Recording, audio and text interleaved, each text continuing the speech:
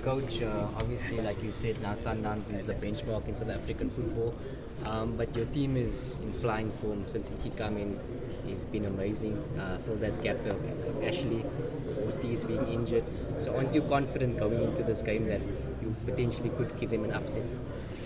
Yeah, look, I think again I need to reiterate, the quality team that Sundowns are. Again, I think they showed on the weekend that not just in South African football, but on the continent, they, one of the best, if not the best team. So, whenever you come to a draw like this, it's probably one team that you maybe don't want to play at this stage of the tournament. But in the end of the day, if you want to win a competition, you want to win a cup, you have to play and beat the best at some stage. So why not now? Hopefully by beating them, it opens up the door going forward. So tough game for us, but we are, as you say, in a good moment ourselves, having scoring freely at this stage. We've solved some of the problems that we had a while back, so we've also got confidence and we've got belief, and we showed against Sundowns recently that as much as we respect them, we should not fear them. I think it's a type of game that gives us opportunity to play with fearlessness, bravery. The pressure's not on us. We can really go and try and take the game to Sundowns. A home game for us, that's another positive. So we have to believe. Otherwise, if we don't believe we can beat a team like Sundowns, then we should just withdraw from the competition now. So I've got a sneaky feeling that Sundowns is we probably one team that maybe they wouldn't have wanted to have drawn, but they probably still have the belief and confidence that they can get past. But it'll be a tough encounter, and we will be ready for it.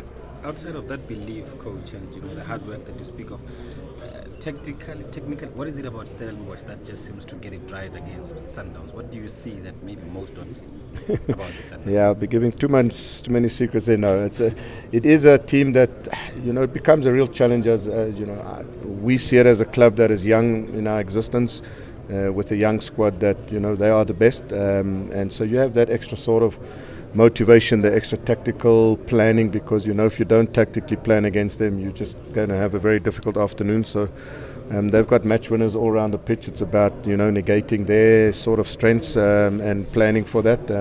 But at the same time, we have got our strengths as a football team. We've got our dangerous moments. We're starting to become a team that can play well on transition. Our combination play in the final third is getting better, and we obviously are at this stage converting the chances that we're creating. So it's about that, but I think we normally plan really well tactically against Sundowns, but these days it's not easy, as they one sort of plan can just go amiss with a bit of brilliance from one of their players. Steve, you recently signed a long-term contract with the club. Does that give you also sort of a carte blanche to secure the future of the players as well? Because every season, reports and rumors about your players possibly leaving. I mean, last season was a typical example where the club obviously did cash in, but you lost a captain and a top scorer. Yeah, I think as a club now, we personally as a coach, I want us to be successful. I want us to start challenging higher up the league table and be having cup runs like we have. So if we want to do that, it's important that we start becoming a team that doesn't lose our best players, that we're able to retain our best players. So, if we're able to retain the young players that we have, that 5 of them are, selected in the preliminary under-23 squad, plus, players like Mendieta and Tetwa and Rayners, those are the experience that we brought in and the quality that they have. So it's important for us as a football club to also, want to be successful, and that will be by retaining the players that we have. What has made the difference for Ikram Rayners? Because normally when a player comes back, we always talk about what you as a coach tells him. Or you come from super sport, don't do this, don't do that. But what did he bring in his own mentality, and what has made it a bit different for him coming back? Yeah, look, I think Ikram is a very underrated goal scorer. He's shown for us when he helped us get promoted in our first season that he's a goal scorer. He's very comfortable in front of goal. I think we just maybe playing him in the position that we believe gets him the most opportunities, because we know when he gets opportunities he'll take them. Currently he's almost 1 goal every 2 games for us. I mean, just a short stint that he's been there, 8 goals and 2 assists. If you add the goals that he scored and the assists that he had from Supersport, he's probably one of the leading players in goal involvements for the season. So he's a quality footballer, a goal scorer. He's come back very mature in terms of his football. He's improved. His touch is a lot better. His calmness is even better. And as a person, he's come back, very bubbly and positive and in a happy space. So it's just giving him a bit of love, playing to his strengths, and hopefully it continues to go that way. Following on Mazola about retaining talent, I mean, is he someone that you say you will build around him for longer, or do you fear calls might come again soon because we've got a goal scoring problem in South Africa, and once a striker scores 4 or 5, other teams call, even if it may not be the same team that had him before? Yeah, but sometimes you go back in the history, those players don't continue scoring. So it doesn't, if we're scoring by us, it doesn't necessarily mean they'll go score them. But clubs do that.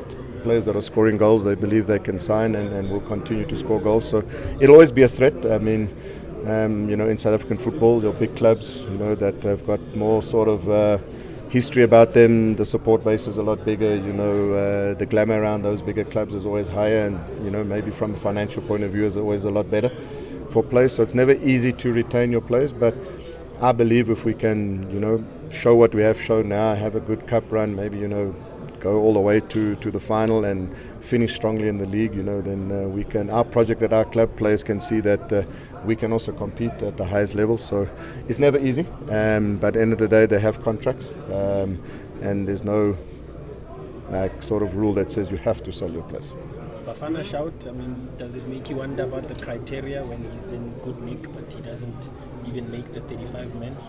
Yeah, Sham. I think if he had come maybe a bit earlier, and maybe in a month or two's time, if he continues with his form, maybe he gets a shot. So if you look at the strikers that have been selected, they've also shown good form of late. So a little bit disappointed for him. He's a little bit disappointed. So but he just has to continue doing what he's doing and scoring goals. And I think he brings a different element as a striker up front with his pace and his ability to stretch defences and get in behind. His also ability on set plays and set pieces is of a high level. So hopefully if he continues this form, he will hopefully get a shot. You have one of the best teenagers in the league, in Olwethu Makhanya. Initially came in to your Diski side, didn't last for long there. You threw him in the deep end and he's played almost every game for you now since he's been introduced. What have you made of his impact? We know that there are still 1 or 2 mistakes, but ultimately he plays a very polished game for someone his age. Yeah, no, most certainly. I think Olwethu, as you rightly say, was, we had hoped he would come in and have an impact at our DDC team. But at the beginning of the season, we had, a crisis at centre back, injuries and suspensions, and we just couldn't get a settled combination at the back. And then Olwethu showed enough at training to be given the opportunity, and he's taken it with both hands. If you look at Olwethu, his age, number one, his character as a person, he's a great kid, hardworking, wants to learn, wants to grow. Once I asked him a question, do you know Lucas Radebe? And he said, he looked at me and I could see he's too young to know that. So credit to him, what he done. He went and Googled Lucas and then changed his status on his phone, and he put there loading. So he's a type of player that learns quick and wants to learn and wants to be successful. He's athletic, he's got the size, he's left-footed, right-footed, he's comfortable on the ball, he's got a desire to win football matches. So I predict a very, very bright future for him. Do you think that's the kind of mentality that can change, with our younger players? Because mostly it's all about I'm here, I'm great at the moment, and some are not teachable. Is that the kind of mentality that you think if most adopt, we can be in a different place? No, I do think so. But it's one of the hardest things to coach. Your mentality and your characters. You've had it for your whole life.